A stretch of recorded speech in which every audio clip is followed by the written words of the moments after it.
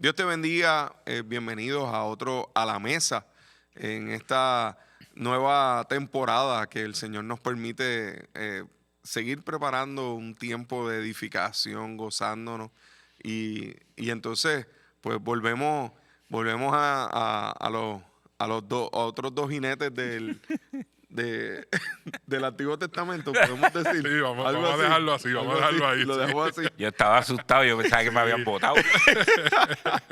Aquí está Pastor Abdiel, Pastor Juanma, Te bendiga, qué bueno, Arturo, te qué bendiga. bueno estar aquí a la Amén, mesa. Dios les bendiga.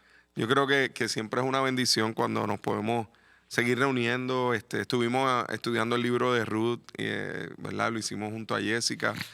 Vienen más, vamos a seguir haciendo diferentes ministraciones que van a tener que ver también ahora con diferentes temas, así que pendientes a varias cositas que vamos a estar haciendo a la mesa. Y de verdad que nosotros cuando venimos a este tiempo de estudiar la palabra, por lo menos, muchachos, esto es algo que yo disfruto mucho. Para mí esto es un refrigerio, sentarnos a la mesa y tener este tiempo de mirar la Biblia como una sola historia, de mirar, más que mirarnos a nosotros en la Biblia, como a veces es la tentación, como hablábamos un poco fuera del aire, mirar al Señor en la Biblia, mirar la revelación de Dios para nosotros. Y entonces pues tenemos frente a nosotros un libro que se ha utilizado bastante para enseñanza bíblica, que tiene unos personajes que son importantes, medulares dentro del escenario bíblico. Salimos de los jueces y de Ruth para llegar entonces a los libros de Samuel, la primera carta de Samuel, la segunda carta de Samuel. Nuestra meta es poder mirar estos libros. Es obvio que son libros que tienen múltiples historias, pero nos interesa ubicarnos en el contexto de este libro de Primera de Samuel, que fue considerado Samuel el último juez de Israel. Y aquí es donde comienza lo que se conoció en Israel como los reinados, ¿verdad? Juanma, háblanos de este contexto de mirar Primera de Samuel. Sí, o sea, como tú decías, ese puente entre jueces y los reyes de Israel y ver cómo esa sustitución de jueces se pasa a una sustitución de reyes y las razones por las cuales se da. Así que en este sentido vemos un libro de Primera y Segunda de Samuel que nos va a hacer esa transición de un pueblo que de momento se ve con la necesidad, por decirlo así, de decir, pues, miramos a las naciones alrededor y vemos que cada una de ellas tiene reyes, pues nosotros queremos rey también. Y porque ese rey va a traer prosperidad y va a traer el descanso. Acuérdense, no podemos perderle perspectiva a las promesas que Dios hizo al pueblo de Israel, de donde lo sacó de Egipto, de darle una tierra y de darle descanso. Y de él vivir en medio de ellos y de él ser, ¿verdad? El ser la paz y ser el descanso de ellos. Pues el pueblo de Israel se ve en este constante ir y venir de jueces, donde los vimos cómo se dio todo este proceso. Vemos en el libro de Ruth, vemos esa especial preocupación y de Dios de no abandonar a su pueblo y de no abandonar a su gente y de no abandonar su promesa. Y Dios lo continúa, ¿verdad? Aquí en Samuel, en ese sentido, aun cuando el pueblo dice, pues vamos a traer estabilidad, vamos a pedir un rey como las demás naciones, pues en ese afán de buscar el descanso, Dios, aun cuando vamos, como vamos a ver más adelante, le dice a Samuel, mira, yo sé que me están abandonando, pero se los voy a otorgar, ¿verdad? Quieren ser como los demás, se los voy a otorgar. Y le otorga el que tengan rey.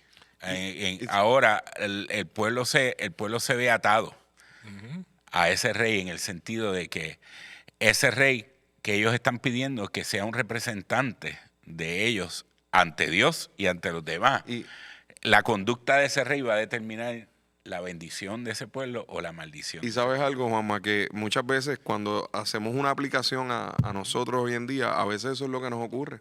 Que nosotros entonces pedimos ser como los demás, pedimos entonces, porque de esta manera vamos a salir mejor y no nos damos cuenta de que Dios es el que está ahí sobre nosotros, mientras nosotros quizás estamos pidiendo otra cosa. Sí, no, y hay un detalle que me llamó la atención de algo que Juanma estaba mencionando, es que cuando agarramos las promesas de Dios, pero comenzamos a verlas y anhelarlas desde la perspectiva terrenal, porque ellos buscaban ese descanso, buscaban esa cobertura, esa defensa, pero empiezan a analizarlo todo y anhelarlo desde la perspectiva terrenal, desde ese corazón humano, desde ese corazón dominado por una naturaleza pecaminosa.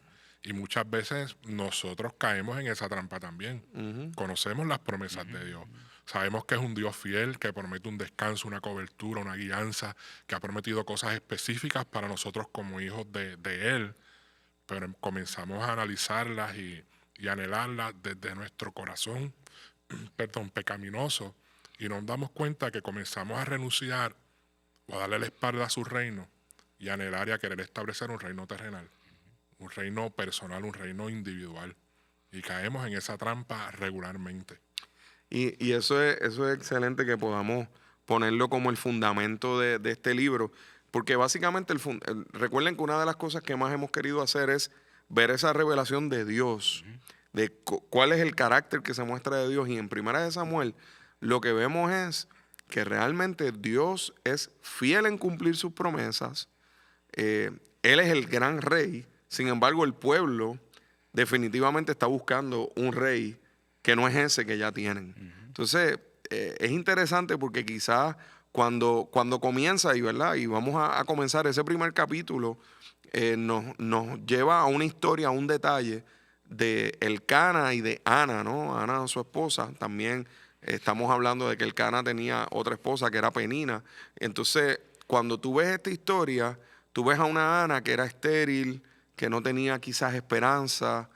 Entonces, cuando lo mezclas con Ruth, ¿verdad? Que venimos de haber estudiado Ruth, tú ves pues Ruth básicamente era alguien que se había quedado viuda y que no iba a tener una esperanza mayor. Y de momento, pues aparece Boaz y aparece esta historia de redención, ¿no? Donde entonces podemos ver el carácter del Dios que redime.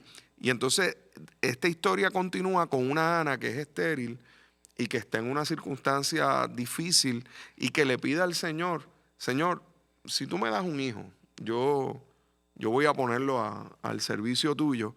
Y aquí comienza entonces esta historia de este sacerdote llamado Elí, ¿verdad? Que Elí la ve y piensa que está borracha y dice, mira, tienes que digerir tu vino, tienes que digerir, estás borracha aquí en el templo.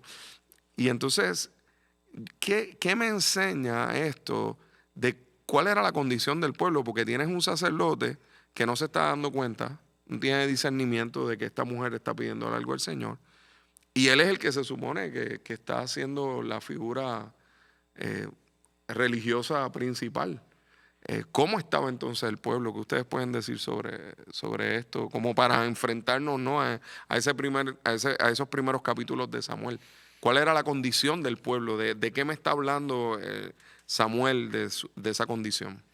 Mira, claramente quien se supone que trajera esperanza, quien se supone que estuviera atento a lo que Dios está haciendo y cómo Dios está obrando, pues estaba perdido en el espacio, ¿verdad? Estaba totalmente desconectado. Si así era el líder, y, imagínate el pueblo. Y eso lo vemos, la historia, el récord bíblico lo menciona una y otra vez. Y es un llamado, ¿verdad?, a cada uno de nosotros a estar verdaderamente conectados con Dios y lo que Dios está haciendo. No pensar que los títulos o las posiciones. Las posiciones son las que nos conectan con Dios, ¿verdad? Como dice la canción del Padre Antonio y Monaguillo Andí, que la familia pensaba que con Dios conectando a uno conectaba a 10, ¿verdad? Eso no es así no funciona Dios.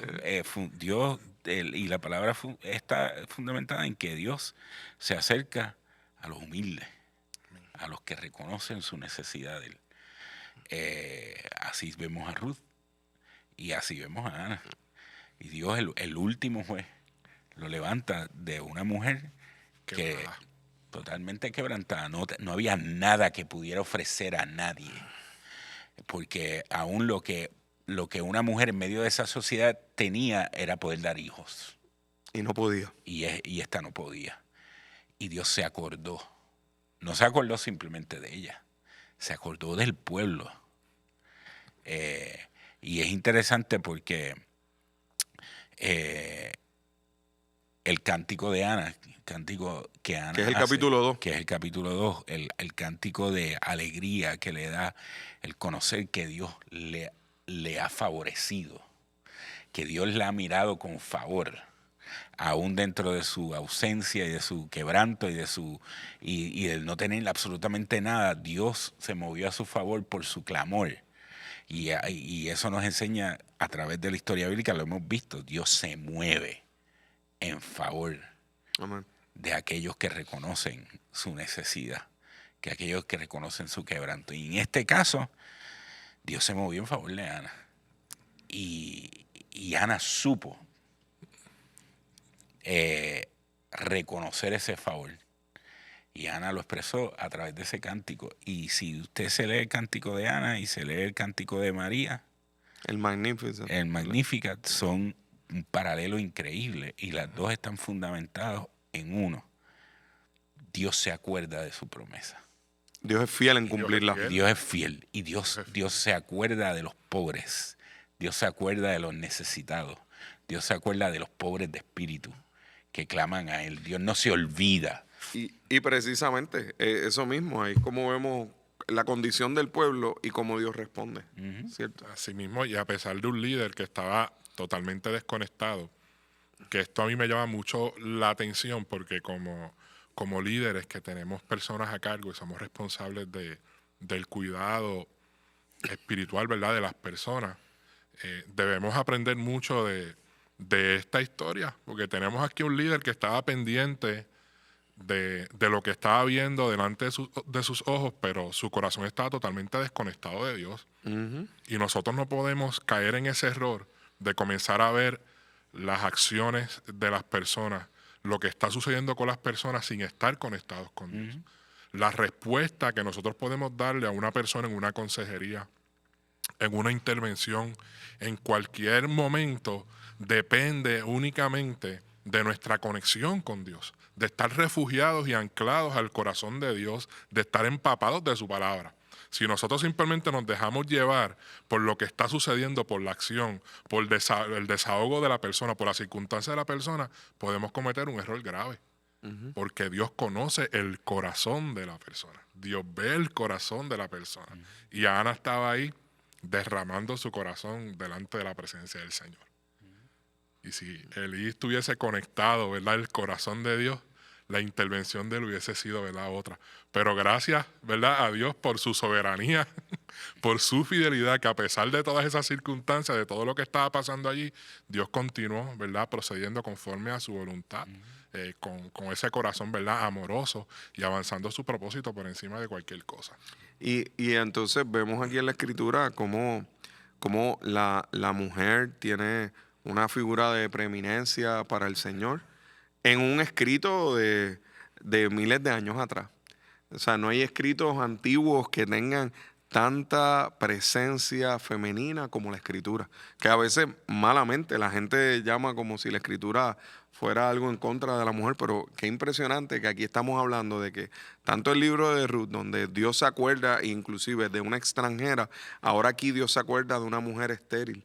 Entonces, así como decíamos que Ruth básicamente somos nosotros, los extranjeros, pues como Ana, somos también estériles en términos de poder producir algo que al final sea de beneficio, de fruto. Y a mí algo que me fascina de Ana es que Ana le prometió al Señor que ella, una vez si el Señor le daba un hijo, ella lo iba a entregar al templo para que fuera aquel que sirviera a Dios en el templo. Y si hay algo que a mí, ¿verdad?, que podemos aplicar, es que yo sé que hay mucha gente que viene y dice, si Dios hace esto, yo voy a hacer tal o cual cosa. Si Dios me concede esto, yo voy a hacer esto y voy a hacer esto y voy a hacer lo otro. Pero cuando Dios contesta, dicen, bueno, Señor, aquello era un momento de desesperación. Aquello era un momento donde yo decía, wow, pues, es que yo no pensé. Pero Ana, cuando el Señor le contestó, cargó su bebé, lo dio a luz. La Escritura dice que lo crió probablemente unos primeros años antes de que tuviera la edad para poder traerlo al templo. Y lo trajo y lo dejó allí. Y era su único hijo. Estuvo dispuesta a cumplir la promesa que le había hecho al Señor. Entonces nosotros necesitamos emular ese corazón de Ana de que si te prometo esto, Señor, lo voy a hacer porque tú vas a hacer algo poderoso. Y lo impresionante es que a Ana nunca hubo como que una promesa de que Samuel va a ser el último juez. O sea, ¿no? Eso probablemente me imagino Ana hablando después con sus amigas, con le decía, wow, tu hijo, fíjate, el juez de Israel. Y ella a lo mejor le diría, mira, yo nunca pensé nada de eso. Yo pensé que él iba allí a limpiar en el templo, a servirle a Elí, porque él ni siquiera era de ese linaje. Entonces, el Señor buscó un juez en una mujer fiel. Entonces, luego, pues más adelante, siguiendo con la narrativa de Elí, vemos que el Señor confronta a Elí en una primera ocasión porque sus hijos estaban básicamente utilizando su posición dentro de la corrupción que había en el pueblo de Israel, pues ellos estaban corrompiendo el templo y el Señor ¿verdad? Trata de confronta a Elí con esto y Elí no hace nada. Hay un juicio que se emite, luego el joven Samuel está ya en el capítulo 3, está ministrando al Señor, se le aparece el Señor a Samuel y la palabra que le da es para Elí. Entonces, ante esto, estamos hablando de que Elí fue confrontado y él decidió no responder a esa confrontación. Y eso es un lugar bien peligroso. Y bien peligroso para nosotros como líderes, y más en este tiempo. Cuando una persona piensa que su posición se convierte en su identidad. Hay gente que abraza las posiciones como su identidad.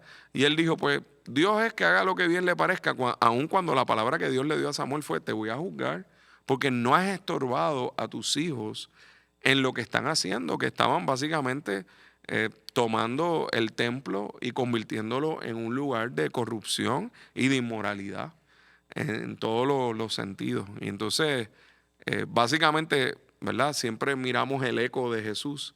Entonces, recordamos a Jesús con las mesas, ¿verdad? Virando las mesas y diciendo, ustedes han convertido, ¿verdad? Una casa de oración en un lugar de vender y comprar y de utilizarlo para dañar a la gente. Entonces, me gustaría un comentario de ustedes en cuanto a esto, en cuanto a cómo aquellos que son líderes necesitan cuidarse y no solamente eso, tener un corazón de arrepentimiento constante, porque la posición nos puede nublar, puede nublarnos, puede llegar al punto donde quizás estamos en una posición, ¿sabes? Este hombre, no había alguien más alto que él en términos de responsabilidad sacerdotal.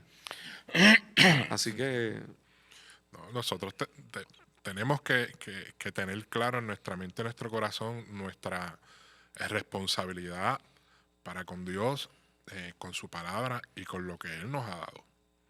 Todo es de Él, Él es soberano sobre nosotros. Y nosotros debemos tener siempre claro ante cualquier circunstancia, no importando la vergüenza que eso pueda traer, el que nosotros tenemos que accionar. Si hay una confrontación, si hay una amonestación, debe haber una respuesta a eso que tenga que ver con una obediencia, una sujeción y la gloria de Dios sobre nosotros y sobre su iglesia. Ese concepto debe estar bien claro en nuestros corazones, de que tenemos que acudir a prisa, como digo yo, hasta por si acaso. Uno tiene que reaccionar hasta por si acaso, en arrepentimiento, en amonestación, en una respuesta de estorbar a nuestros hijos, de poder tener una acción clara que tenga que ver con la gloria de Dios y con buscar el vivir sujeto y en obediencia constante a lo que Dios ha establecido, ver en su palabra para con nosotros. Dios, a través de las escrituras, desde Génesis hasta aquí donde llegamos, ¿verdad? el, el concepto es Dios el que le da autoridad. Toda autoridad que tiene una persona, sea por una posición que ocupa o por la condición de ser padre, o de ser, toda autoridad que tiene alguien en esta tierra es delegada. Y tenemos que No nos entrar, pertenece. no nos pertenece, y tenemos que entrar desde esa perspectiva. Dios delega toda autoridad. Y a quien se la delega tiene que responderle a Dios. Y cuando nosotros obviamos esa realidad en nuestras vidas, en las posiciones que ocupamos, cada uno de nosotros puede tener autoridad sobre algo. Pero si hay algo claro en el universo, es que nosotros vamos a responder por cómo hemos ejercido dentro de esa perspectiva de autoridad. Y no nos vamos a responder no tan solo a nosotros, le vamos a responder a Dios. Y eso pasa en Samuel desde la perspectiva después, ¿verdad?, de tanto los jueces como los reyes. Se le delega una autoridad, esos reyes iban a responder a Dios y van a ser responsables por el bienestar del pueblo. Y desde esa perspectiva, nosotros como líderes, como gente que pueda estar en alguna posición de autoridad, en cualquier lugar o en cualquier punto, vamos a responderle a Dios. Por consiguiente, la exhortación bíblica es manejar esa autoridad de manera tal que glorifiquemos a Dios. Y creo que, mira, hay un verso que es 1 Samuel capítulo 2, verso 35, donde el Señor dice, entonces levantaré un sacerdote fiel. Obviamente porque Elí se había comportado como un sacerdote infiel. Y la Escritura nos dice que Jesús es ese sumo sacerdote fiel.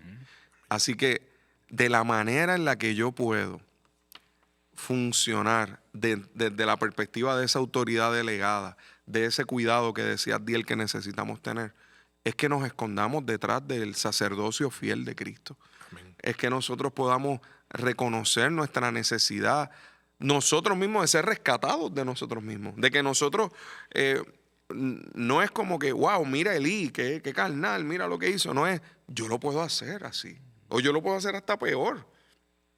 ¿Cómo yo puedo manejar cuando aquí dice la Escritura que Elí no le estorbó a sus hijos? Pues yo tengo que hacer una evaluación. Yo le estoy estorbando a mis hijos, yo estoy siendo un buen sacerdote de mi casa, yo estoy siendo un sacerdote fiel, ¿verdad? Porque a veces miramos estas perspectivas de la Escritura y rápido somos bien fáciles para levantar la mano y decir, wow, mira esta gente, pero ¿y yo? ¿Hasta qué punto yo tengo que hacer una evaluación y esconderme detrás de ese sacerdocio fiel, de ese sumo sacerdote que se compadece de mi debilidad? Amén. ¿Verdad? Como dice el libro de Hebreos. Entonces, yo creo que ese paralelismo es importante porque aquí tenemos un sacerdote infiel que es juzgado porque no reconoce y no se arrepiente. Porque no es capaz de decir, ok, Señor, aquí estoy. Pues entonces yo tengo que tener un corazón de arrepentimiento más aún, estando en una posición de autoridad.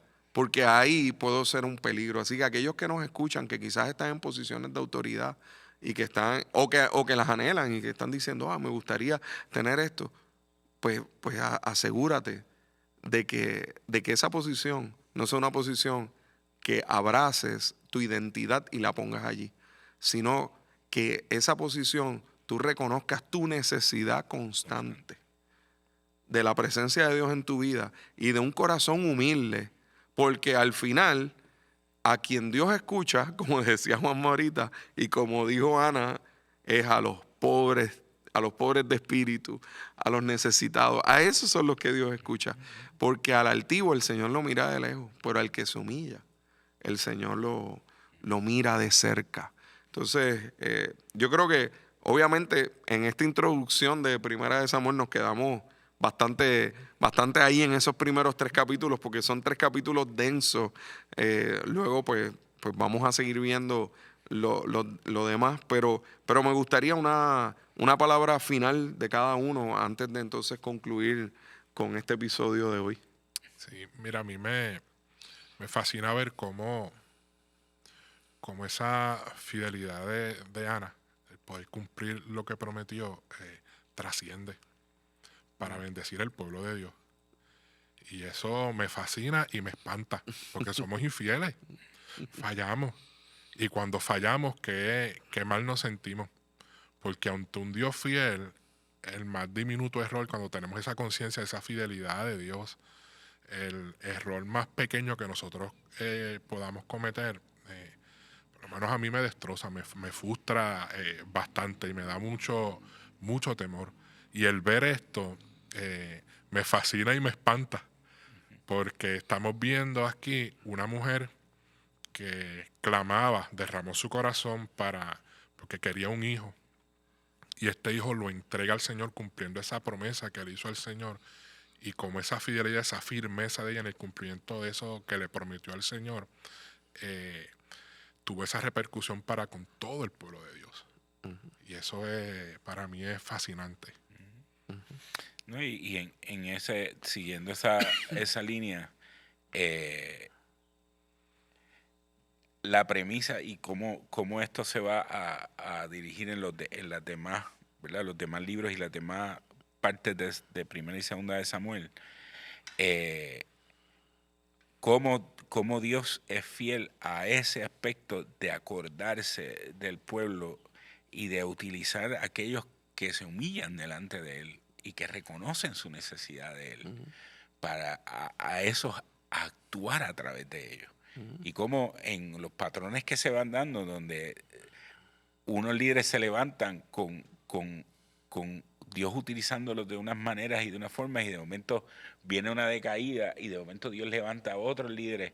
O sea, no se aparta del patrón de los jueces, pero en otra perspectiva, dentro de unos reyes, dentro de unos reinatos, cómo Dios se encarga, ¿verdad?, de ir llevando a cabo su propósito, aún dentro de los altos y bajos de los seres humanos como nosotros somos, llevando a cada uno de esas personas que Él usa a esos momentos de reconocer la necesidad para Él actuar a través de ellos en esos momentos. Y obviamente esa es la mejor forma de poder cerrar este episodio, porque es cómo Dios escoge lo que nadie espera que escoja. O sea, el que Dios no espera que escoja, porque ¿quién se iba a imaginar que a quien Dios iba a escoger iba a ser a Samuel? Y luego, ¿quién se iba a imaginar que a quien Dios iba a escoger era a Saúl también? Porque Saúl tiene, ¿verdad?, unas indicaciones al principio que vamos a ver en el próximo episodio. ¿Y quién se iba a imaginar que Dios iba a escoger a David? O sea, cuando tú ves en el camino, el patrón del Señor es que lo vil y menospreciado escoge Dios para avergonzar a los sabios. Cuando tú ves el patrón del Señor es que yo voy a usar a quien yo quiero usar, si tiene para mi gloria, si tiene el corazón correcto. Exacto. Entonces, ¿qué nosotros necesitamos tener? El corazón correcto para que entonces Dios nos use para su gloria. ¿Qué es lo que Dios mira? ¿Qué es lo que Dios observa? ¿Cuál es la atención de Dios hacia el corazón? Así que, y no te me adelantes, Adiel, porque ese es para el próximo episodio. Vamos para el próximo episodio, hablaremos bastante de qué es lo que Dios mira. Así que hoy hablamos de lo que Dios se acuerda. Ahora, próximo episodio miraremos lo que Dios mira. Así que, Adiel, gracias, Juanma. Que el Señor les bendiga. Y recuerde, si no tiene nuestra aplicación, la puede bajar, Catacumba 9, puede buscarla en cualquiera tanto para Android como para iPhone. Suscríbase aquí en el YouTube y le esperamos aquí en la Catacumba número 9 de Calle. Que el Señor les bendiga y les guarde. Nos vemos en el próximo episodio de A la Mesa.